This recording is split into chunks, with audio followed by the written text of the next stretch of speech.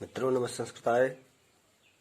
हमारे YouTube channel Ravindra Sanskrit classes में आप सभी का स्वागत है। मित्रों आज हम बढ़ते हैं अपने अगले प्रश्न की तरफ, जो यूपी टेट तथा सुपर टेट की दृष्टि से बहुत ही महत्वपूर्ण है। मित्रों हमारा अगला प्रश्न है, भावत क्रियापद में प्रयुक्त लकार पुरुष और वचन है। मित्रों 4 ऑप्शन इसमें दिए गए हैं। पहला ऑप्शन है लिट लकार प्रथम पुरुष एक वचन, दूसरा और तीसरा और चौथा। इन तीनों ऑप्शनों में देखिए लोट लकार दिया गया है और जबकि पहले में लिट लकार दिया गया है। तो मित्रों यहाँ देखना है कि लिट लकार के रूप कैसे चलते हैं। तो सबसे पहले तो ये जान लेना आवश्यक है कि लिट लकार कहते किसे हैं। तो मित्रों लिट लकार भविष्य काल को बोलते हैं, भविष्य काल। और भविष्य काल में रूप मित्रों चलते हैं, जैसे गम धातु है तो गमिष्यति गमिष्यतः गमिष्यन्ति, और भू धातु है तो भविष्यति भविष्यतः भविष्यन्ति। तो मित्रों यहाँ भविष्यति नहीं है, इसलिए ये तो लिट लकार तो हो ही नहीं सकता है। अब हमारे सामने बचे 3 ऑप्शन। तो 3 में मित्रों हमको ये देखना है कि ये भवत किस विभक्ति, किस पुरुष और किस वचन का रूप है। लोट लकार तो होगा ही, क्योंकि तीनों ऑप्शन में एक ही चीज है। तो अब हमें लोट लकार के रूप पढ़ने चाहिए। तो मित्रों लोट लकार के जो रूप चलते हैं वो चलते हैं भवतु भवताम भवन्तु। ये प्रथम पुरुष एक वचन, द्विवचन और बहुवचन के रूप इस तरह से चलते हैं, भवतु भवताम भवन्तु। तो मित्रों इसमें तो कहीं आया नहीं, तो इसका मतलब मित्रों ये वाला गलत हो गया। अब हम दूसरा पढ़ेंगे मध्यम पुरुष, और ये देखिए हाँ, तो ये प्रथम पुरुष बहुवचन भी है, तो इसका मतलब ये भी गलत हो गया, क्योंकि प्रथम पुरुष बहुवचन में होता है भवन्तु और प्रथम पुरुष एक वचन में होता है भवतु। तो मित्रों इस तरह से अब ऑप्शन हमारा एक बचा, जो 4 नंबर का है, लोट लकार मध्यम पुरुष बहुवचन, अर्थात यही ऑप्शन सही है। अब बढ़ते हैं मित्रों हम अपने अगले प्रश्न की तरफ। अगला प्रश्न हमारा है मित्रों, ये सर्वनाम शब्द नहीं है। तो सबसे पहले तो हम ये देखेंगे कि सर्वनाम कहते किसे हैं। मित्रों संज्ञा के स्थान पर जो शब्द प्रयुक्त किए जाते हैं वे सर्वनाम कहलाते हैं। अब सर्वनाम में जैसे सह तौ ते तुम युवाम यूयम अहम आवाम वयम, ये सब क्या हैं, सर्वनाम हैं। तो मित्रों देखिए यहाँ पर यूयम ये भी सर्वनाम है, यूयम का मतलब होता है तुम सब। तौ भी सर्वनाम है, इसका मतलब होता है वे दोनों। और तस्मै भी सर्वनाम है। ये जो तस्मै है ये तद का चतुर्थी व्यक्ति एक वचन में पुल्लिंग में रूप बनता है तस्मै, तो ये भी सर्वनाम है। अब मित्रों जब ये सर्वनाम हो गए, यूयम सर्वनाम, तव सर्वनाम और तस्मै सर्वनाम, और इसमें कह रहा है कि सर्वनाम नहीं है, तो इसका मतलब मित्रों आपी नहीं है, और बाकी ये सर्वनाम है, ये भी सर्वनाम है और ये भी सर्वनाम है, आपी नहीं है मित्रों। इसलिए विकल्प नंबर हमारा 3 सही हो जाएगा। अब मित्रों हम बढ़ते हैं अपने अगले प्रश्न की तरफ। अगला प्रश्न है, स्वस्ति पद के योग में प्रयोग की जाने वाली विभक्ति है। मित्रों ये कुछ शब्द फुटकर पूछ लिए जाते हैं परीक्षाओं में, जबकि ये सूत्रों से संबंधित ही होते हैं। तो अगर हमें सूत्र याद होगा तो ये शब्द चाहे जैसे पूछे जाएं, इनको हम तुरंत पकड़ लेंगे। तो मित्रों जो कारक प्रकरण है उसमें उपपद विभक्तियां कुछ होती हैं, तो उसमें कुछ सूत्र दिए गए थे। एक सूत्र था नमः स्वस्ति स्वाहा स्वधा अलम वसड योगाच्च। नमः स्वस्ति स्वाहा स्वधा अलम वसड योगाच्च। तो इस सूत्र में देखिए मित्रों ये स्वस्ति शब्द आया है, नमः स्वस्ति, स्वस्ति दूसरे नंबर पर है, और इस स्वस्ति का मतलब होता है कल्याण हो। स्वस्ति का मतलब कल्याण। तो इसका वाक्य प्रयोग करके बताया गया था कि स्वस्ति अस्तु ते, स्वस्ति अस्तु ते, ते माने आपका, स्वस्ति माने कल्याण, अस्तु माने हो, आपका कल्याण हो। तो यहाँ पर ते में चतुर्थी विभक्ति हो गई थी। और बाकी स्वस्ति के योग में प्रयोग की जाने वाली विभक्ति कौन सी होगी? तो मित्रों नमः के योग में चतुर्थी होती है, तो स्वस्ति के योग में भी तो चतुर्थी होगी। यानी नमः, स्वस्ति, स्वाहा, सुधा, अलम और वसत, इन सबके योग में चतुर्थी विभक्ति ही होती है। अतः यहाँ पर विकल्प हमारा पहला सही हो जाएगा और द्वितीया, पंचमी और षष्ठी ये गलत हो जाएंगे। अब बढ़ते हैं मित्रों हम अपने अगले प्रश्न की तरफ। हमारा अगला प्रश्न है कादम्बरी ग्रंथ के रचनाकार हैं। तो मित्रों एक तो पहले ये प्रश्न कुछ इस तरह से भी पूछा जाता है कि कादम्बरी क्या है? कादम्बरी क्या है? कथा है कि नाटक है कि आख्यायिका है कि क्या है? तो कादम्बरी मित्रों में कथा है। अब मान लीजिए इसके बाद पूछा गया है इसमें कि कादम्बरी ग्रंथ के रचनाकार हैं। तो कादम्बरी ग्रंथ के रचनाकार कौन हैं? इसमें दिया गया है भवभूति मित्रों, बाणभट्ट, भास और श्रीहर्ष। तो अब बाणभट्ट के विषय में मित्रों एक ट्रिक है कि बाणभट्ट चाहक उठे, बाणभट्ट चाहक उठे।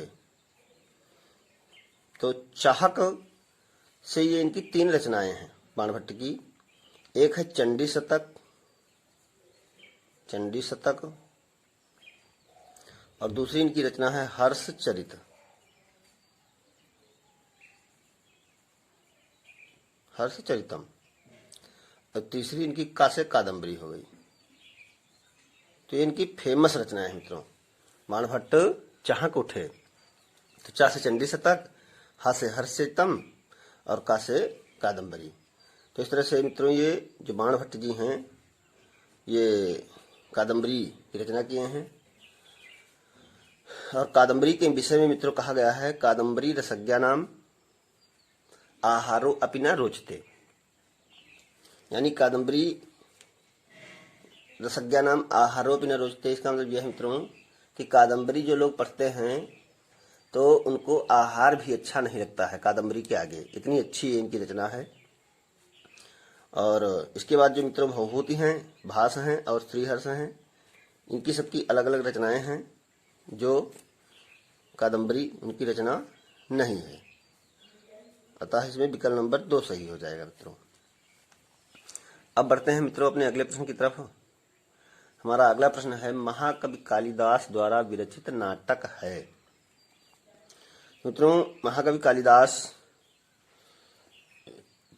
ने 7 रचनाएं लिखी हैं और उन 7 में इनके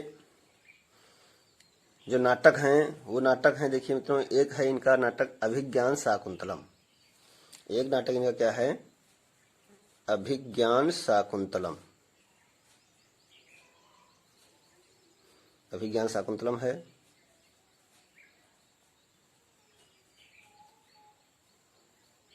और दूसरा नाटक इनका है विक्रमोर्वशीयम, विक्रमोर्वशीयम।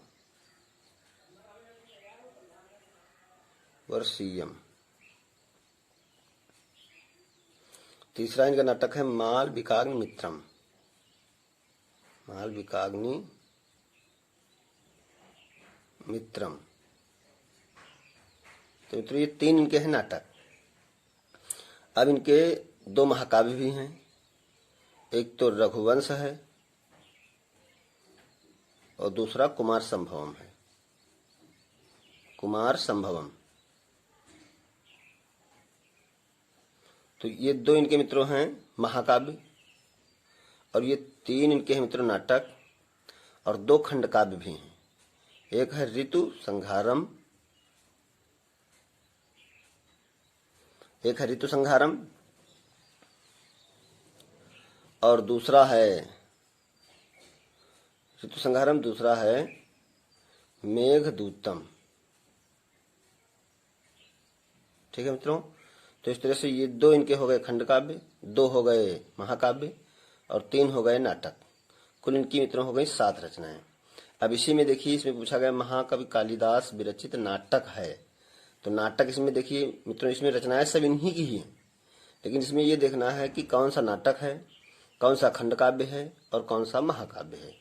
तो मित्रों ये जो रघुवंशम है ये महाकाव्य है, ये गलत हो जाएगा। कुमार संभवम भी महाकाव्य है, ये भी नहीं होगा। मेघदूतम खंड काव्य है, ये भी नहीं होगा। और मालविकाग्नि मित्रों यहाँ पर लिखा हुआ ये नाटक है इनका, तो ये इस तरह से ऑप्शन सही हो जाएगा। अब हम बढ़ते हैं अपने अगले प्रश्न की तरफ मित्रों। हमारा अगला प्रश्न है व्यंजन संधि का उदाहरण है। मित्रों इसमें पूछा गया व्यंजन संधि का उदाहरण। तो मित्रों ये जो साधुक्तम दिया गया है इसका हम विच्छेद करके देख लेंगे, साधु प्लस उक्तम। अब देखिए मित्रों, इसमें साधु के धा में छोटा ऊ है और उक्तम में भी छोटा ऊ है, दोनों ओर स्वर है, इसका मतलब ये स्वर संधि होगी, यानी ये गलत हो गया। पूछ रहा है व्यंजन संधि का उदाहरण। अब मित्रों जो पावका है, तो ये मित्रों साधु प्लस उक्तम, साधुक्तम इसमें दीर्घ संधि हुई है। अब जो पावका है मित्रों, तो ये हो जाएगा पाव प्लस अकाह, पाव प्लस अकाह। तो ये जो पाव प्लस अकाह है तो पावका हो गया। इसमें भी देखिए अव इधर है और इधर आ है, तो ये भी स्वर है, ये भी स्वर है, इसका मतलब ये भी स्वर संधि है, तो यानी ये भी गलत हो जाएगा। अब हम इसमें अयादि संधि है मित्रों। अब हम बढ़ते हैं मित्रों अगले प्रश्न की तरफ। सज्जना जैसे दिया गया है तो ये हो जाता है सत प्लस जना, सत प्लस जना। अब मित्रों देखिए सत के ता में हलंत लगा हुआ है, जब सत के ता में हलंत हो गया यानी ये व्यंजन वर्ण हो गया, तो यहाँ पर व्यंजन है। और व्यंजन संधि का नियम क्या है मित्रों? व्यंजन संधि का नियम है कि जब व्यंजन के बाद स्वर या व्यंजन आवे तो व्यंजन संधि होती है। तो यहाँ पहले व्यंजन आ ही गया है, अब उसके बाद में चाहे स्वर आए चाहे व्यंजन आए तो ये व्यंजन संधि हो जाएगी।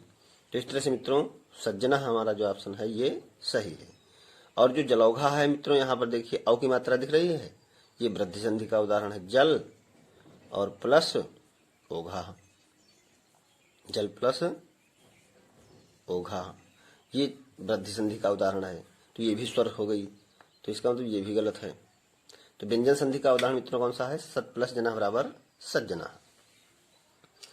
अब बढ़ते हैं मित्रों हम अपने अगले प्रश्न की तरफ।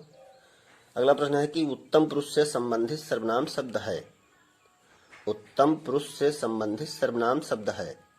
अभी इसके पहले भी एक सर्वनाम से संबंधित क्वेश्चन आया था, अब फिर सर्वनाम से संबंधित क्वेश्चन आया है कि उत्तम पुरुष से संबंधित सर्वनाम शब्द है। उत्तम पुरुष क्या होता है मित्रों? संस्कृत में 3 पुरुष होते हैं, प्रथम पुरुष, मध्यम पुरुष और उत्तम पुरुष। तो प्रथम पुरुष में मित्रों साह तौते होता है, मध्यम पुरुष में त्वम युवाम यूयम होता है और उत्तम पुरुष में अहम आवाम वयम होता है। तो मित्रों देखेंगे अहम आवाम और वयम कहीं इसमें है, तो इसमें ना तो ये अहम है ना आवाम है और ये देखिए वयम है। तो मित्रों ये हमारा 3 नंबर का जो ऑप्शन है ये सही हो जाएगा। ये जो साह है मित्रों ये प्रथम पुरुष एक वचन है, इसका मतलब ये भी गलत। ये जो युवाम है ये मध्यम पुरुष द्विवचन है, इसका ये भी गलत।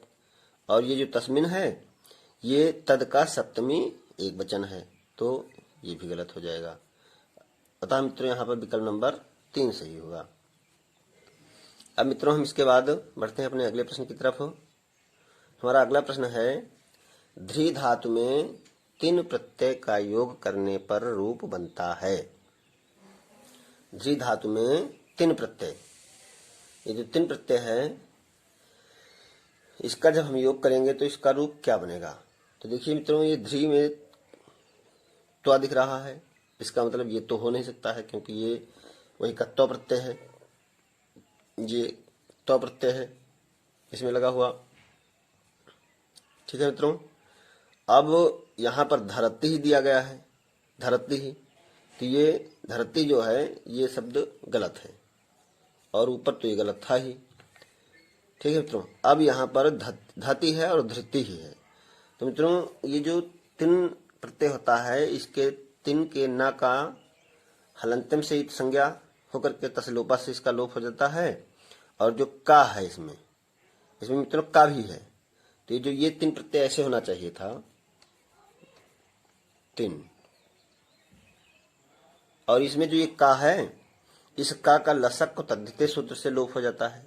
लसक को तद्धिते सूत्र कहता है कि ला, सा और कु का मतलब का वर्ग, यदि अतद्धित प्रत्ययों में पहले ला, सा और का हो तो उनका लोप हो जाता है। अतद्धित क्या होते हैं? जो प्रत्यय तद्धित न हो, अर्थात कृत प्रत्ययों में ला, सा और का वर्ग का लोप हो जाता है। तो यहाँ मित्रों का लोप हो गया लसक को तद्धिते से, और ना का लोप हो गया हलंत्यम से। एक संज्ञा हुई तसे लोपा से इसका लोप हो गया, तो ती शेष बचा। और ती जब लगाया जाता है मित्रों तो ध्री धातु है, ध्री धातु में ती लगाएंगे तो धृति बन गया, धृति। तो यहाँ पर धती है तो धती गलत हो जाएगा। इस तरह से हमारा विकल्प नंबर जो 3 है यही सही होगा, धृति ही होगा। जैसे क्ली धातु में अगर 3 प्रत्यय लगाया जाए तो कृति हो गया, गम धातु में 3 प्रत्यय लगाया जाए तो गति हो गया, नम धातु में 3 प्रत्यय लगाया जाए तो नति हो गया। इस तरह से भू धातु में 3 प्रत्यय लगाया जाए तो भूति हो जाता है। मित्रों अब हम बढ़ते हैं अपने अगले प्रश्न की तरफ। हमारा अगला प्रश्न है, छंदानुगत शिक्षण प्रणाली होती है। छंदानुगत, छंदानुगत का मतलब मित्रों छंदों का प्रयोग किस शिक्षण प्रणाली में होता है? छंद आप जानते ही होंगे कि जैसे वर्णिक छंद होते हैं, मात्रिक छंद होते हैं और मुक्तक भी छंद होते हैं। छंदों की ये 3 प्रकार हैं, वर्णिक छंद, मात्रिक छंद और मुक्तक छंद। इस समय मित्रों मुक्तक छंद चल रहे हैं, मुक्तक छंद कभी लोग बनाते हैं। तो यहाँ पर छंदों का प्रयोग किस प्रणाली में किया जाता है? पद्य की प्रणाली में, गद्य की, या व्याकरण की, या कथा की? मित्रों पद्य जो होते हैं वो गेय होते हैं और उन्हीं में छंदों का प्रयोग किया जाता है। तो इस तरह से हमारा पहला ही प्रश्न सही हो जाएगा। गद्य में छंदों का प्रयोग नहीं होता है, व्याकरण में भी नहीं होता है और कथा में भी नहीं होता है। तो इस तरह से मित्रों हमारा पहला प्रश्न पद्य की इसमें सही हो जाएगा। अब हम बढ़ते हैं मित्रों अपने अगले प्रश्न की तरफ। हमारा अगला प्रश्न है मित्रों, शुद्ध वाक्य है।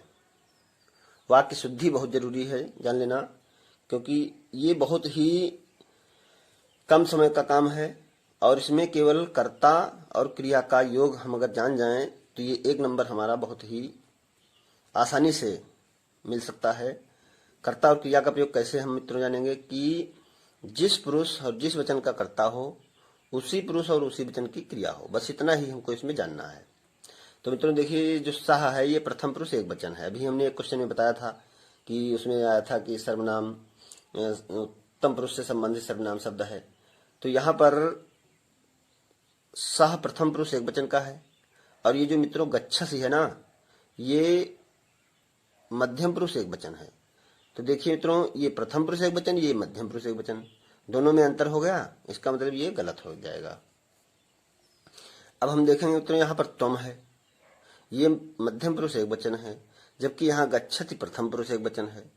तो ये दोनों भिन्न हो गए, इसका मतलब ये भी गलत हो जाएगा। नियम हमारा क्या कहता है?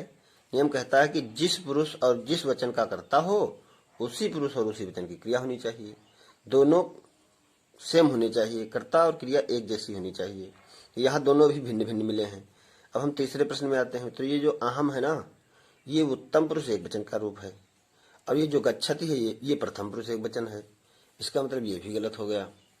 अब हम बढ़ते हैं मित्रों अपने अगले प्रश्न की तरफ, ऑप्शन की तरफ। तो ये जो अगला ऑप्शन है ये है त्वम गृहम गच्छसि।